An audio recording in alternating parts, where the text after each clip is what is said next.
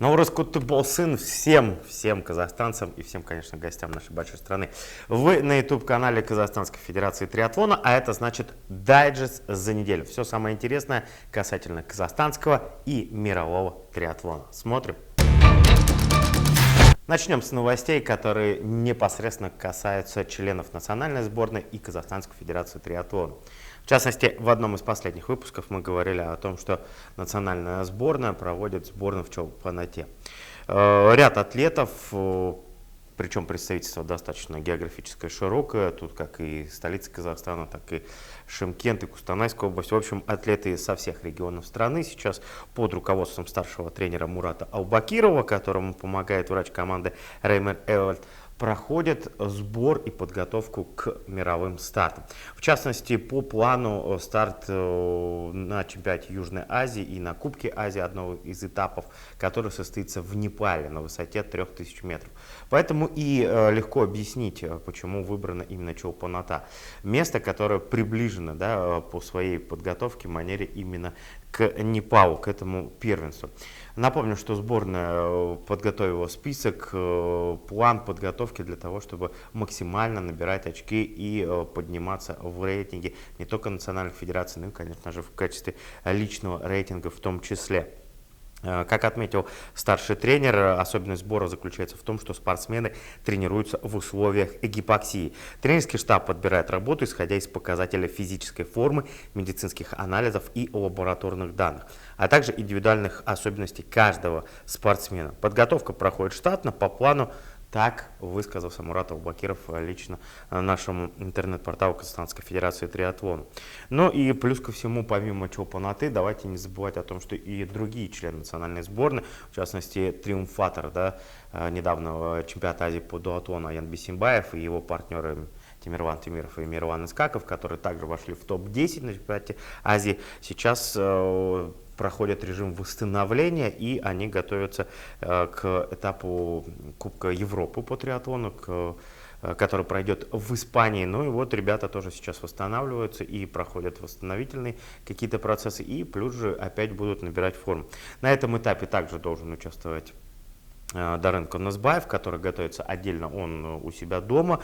Так что вот все члены национальной сборной в штатном режиме проходят подготовку. Ну и плюс про молодежь и про юниоров тоже не забываем. Атлеты готовятся к Кубку Европы в Турции. В частности, список там достаточно широкий. Ну и главное, наверное, имена — это призера, да, прошлогоднего Кубка Европы, как раз таки в Днепре, Егора Крепюкова. Он вместе со своими партнерами по сборной готовится также к этому этапу, который пройдет в Турции. Апрель обещает быть таким насыщенным и полноценным, поэтому не забывайте, следите за нашими новостями. Если вы еще не подписались на нас в социальных сетях, то самое время сделать, потому что именно апрель — дата и место, когда стартует для Казахстана триатлон по полной программе. Еще к одной новости касательно казахстанского триатлона, в частности Казахстанской Федерации Триатлона. Новость, которая больше важна, наверное, для эйдж-групперов, да, для наших любителей, по той простой причине: в мир цифровизации вот такая новость пришла о том, что переходим на онлайн-формат лицензии. Что это говорит? А это говорит о том, что мы постепенно отходим от пластиковых карт, да, вот этих, для которых, может быть, у кого-то занимало много мест, кто-то, может быть, считал это неудобно и мог терять. Но теперь все это переходит в онлайн-режим. Теперь вся ваша информация, все ваши данные, которые вы подавали, будут содержаться на одном формате, да, в специальном онлайн. Там же есть QR-код, который вы будете предоставлять на старте под эгидой Казахстанской Федерации Триатлона. И все ваши данные, соответственно, будут поступать. Если же, конечно, кто хочет по-прежнему иметь вот пластиковую карту, лицензию Казахстанской Федерации Триатлона, она стоит теперь дополнительно 2000 тенге, ну а сама лицензия стоит 18 тысяч. Плюс ко всему, обязательно приобретение лицензии на отдельный старт она стоит 5000 тенге. Ну а что касается годовой лицензии, то я думаю, мы об этом говорили. Ну и лишний раз заглянуть на сайт тоже будет любопытно. Вся информация в личном кабинете, как получить лицензию на год, если вы еще не являетесь членом Казахстанской Федерации Триатлона. Все на сайте, подходите, проходите, знакомьтесь. Там очень много полезной информации. Так что добро пожаловать! Ну а теперь касательно новостей уже мирового триатлона. Начинаем, правда, с неприятной, не самой радостной новости. Опять же, сама новость может быть не так страшна, как ее фундамент, да, и все, из-за чего началось. Член исполнительного совета World Triathlon и президент Федерации азиатского триатлона Парк, представитель Южной Кореи, отстранен на 2 года.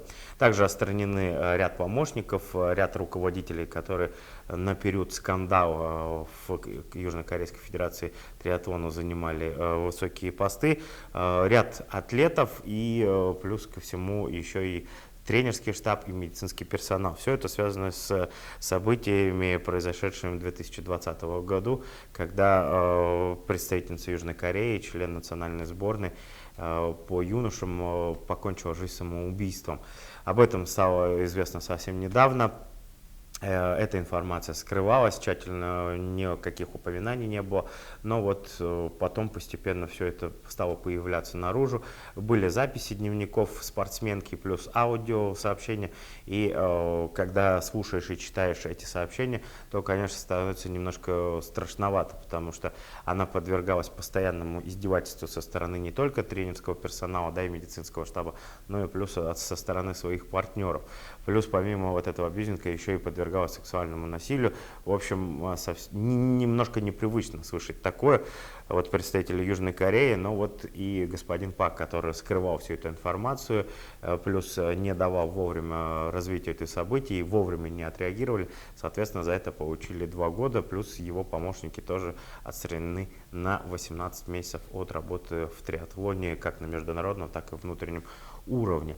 Но, как мы понимаем, все вот эти отстранения и все эти штрафы, в том числе и для партнеров, все южнокорейской атлетки, это ровным счетом никакого значения не имеет. Да? Кого-то дисквалифицировали, кого-то пожизненно отстранили от триатлона, но жизнь атлета не вернуть, к сожалению. Вот такие не самые радостные новости из мира триатлона. Ну и к новостям, наверное, которые уже немножко поднимают настроение. В частности, вот на днях появилась информация, она вскользь появлялась в наших дайджестах неделями ранее, но вот подтвердилась. Абу-Даби готовится принять финал чемпионата мира по триатлону, который состоится в ноябре с 23 по 26 ноября. Все это будет проходить на острове Ияс. Мероприятие будет организовано в заливе Яс напротив ультрасовременной развлекательной площадки Этихад-Арена. Плавательный сегмент, вело и беговой, все это будет располагаться в одном месте. Как мы уже знаем, да, я думаю, что во всем мире, зная, Абу-Даби себя очень здорово зарекомендовал на международной арене в качестве страны, проводящей мероприятия. Уже все, я думаю, триатлеты прекрасно знают это место и, конечно же, с большим удовольствием посещают Абу-Даби. Так что и это событие, которое состоится в ноябре, также наверняка не пройдет бесследно. Напомню, что Абу-Даби попал вот в этот список этапов Супер Гран-при, включая Лондон, Будапешт, Пекин, Чикаго, Лондон и Голд-Кост. Ну и вот финал в Абу-Даби, я думаю, это тоже будет своеобразное такое классное зрелище, классный финал, тем более, что организаторы ивента обещают большой настоящий праздник триатлона. Ну и плюс, как вы понимаете, многие и не только профессиональные атлеты, но и любители также будут принимать участие параллельно с профессионалами. Так что вот такой праздник триатлона, который уже начинает планироваться прямо сейчас. Чемпионат мира по мультиспорту и триатлону на длинной дистанции 2022 года пройдет в Самарине.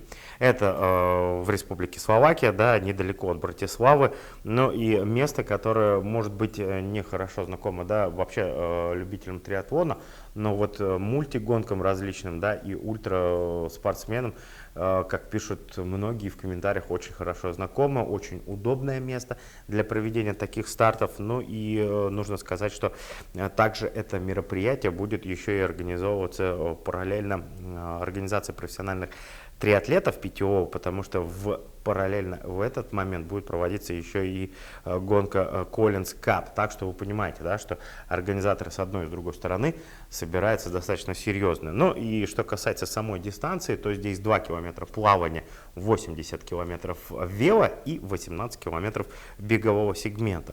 В общем, все это сделано для того, чтобы в один момент, в одном городе, в одном месте собрать достаточно большое количество участников, как традиционно, да, среди элиты, среди профессионалов, так и среди любителей. Плюс организаторы сообщили о том, что достаточно серьезный призовой фонд, как у мужчин, так и у женщин, по 100 тысяч долларов получат победители-призеры, ну и плюс за различные дистанции там будут давать также еще отдельные бонусы. Так что я думаю, для особенно профессиональных атлетов вот такие суммы и такие призовые наверняка заинтересуют того, чтобы приехать, конечно же, в Словакию и посоревноваться на таких длинных дистанциях. Ну и если есть у вас возможность, да, пожалуйста, приезжайте. Это будет, я думаю, интересное событие. Место располагается в 25 километрах от столицы Словакии, поэтому я думаю, что в принципе добраться будет не так-то и сложно. Тем более, что сейчас вроде все возобновляется, да, жизнь начинает возвращаться в прежнее русло. Так что самое время с 18 по 21 августа добро пожаловать в Словакию, если вы хотите посоревноваться на такой дистанции. Ну и, наверное, к последней новости, да, гонка, без нее нельзя, у нас ни один дайджест не проходит. В Лансероте проходила гонка Ironman, но ее победителями стали в мужской категории Лео Бержере и в женской Катрин Мэтьюс из Великобритании. Что касается самих гонок, то тут, наверное, нужно сказать, что у мужчин интрига и борьба шла вплоть до последних и метров, и километров, как хотите называйте. Причем, что приятно смотреть было за этой гонкой, лидер менялся после каждой транзитной зоны, после каждого сегмента. В частности, Кайл Смит, который захватил лидерство после плавательного этапа, да, преимущество было небольшим, всего лишь 5 секунд, но тем не менее, вот он возглавил гонку после первой транзитной зоны, и его преимущество над Бержере составляло 5 секунд. Но затем особенности Лансерота тем, что эта гонка, конечно, славится своим велоэтапом и своими такими крутичками, которые, ну, может быть, не на всей дистанции, но они есть, конечно, и они в свой колорит вносят в эту гонку. Значительно, согласитесь, отличается от дубайских, я не знаю, пустынь, степей, как угодно называйте. Так вот, были люди, которые сумели даже 3 минуты по ходу велоэтапа отыграть из второго и третьего десятка, переместиться в первую пятерку, но, как вы понимаете, все решилось, как всегда, на последних метрах, на беговом сегменте, где как раз-таки француз Лео Бержере сумел опередить Кайла Смита именно на беговом сегменте. Ну а третьим стал Флориан Анге, представитель Германии. Разрывы на самом деле небольшие, как вы понимаете, вот 3:55:44 у победителя, 3:56:11 второе место, и время немецкого триатлета 3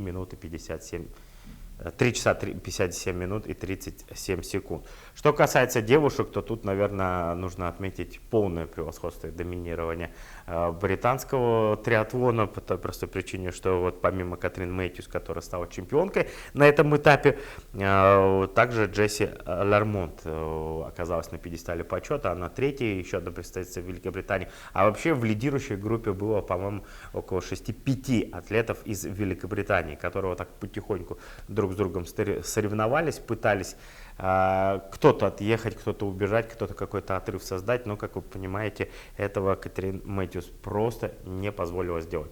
Как после велоэтапа уехала, создала себе преимущество в более 3 минут, собственно говоря, больше к ней приблизиться так никто не сумел. Несмотря на то, что показала Анна Хаук из Германии лучший результат на беге, это всего лишь ей позволило оказаться на второй строчке пьедестала почета. Вот такая гонка прошла Ironman в Лансероте. Очень интересно, кто за ней наблюдал. Я думаю, что имели возможность, особенно на финише, понаблюдать за развитием мужских гонок. Вот такие новости были на этой неделе. Всех еще раз поздравляю с праздником Наурыз. Большое спасибо за то, что нас смотрите. Не забывайте подписываться, лайк, дизлайк. В общем, все как положено в социальных сетях. Спасибо большое за просмотр. До новых встреч. Болейте на здоровье.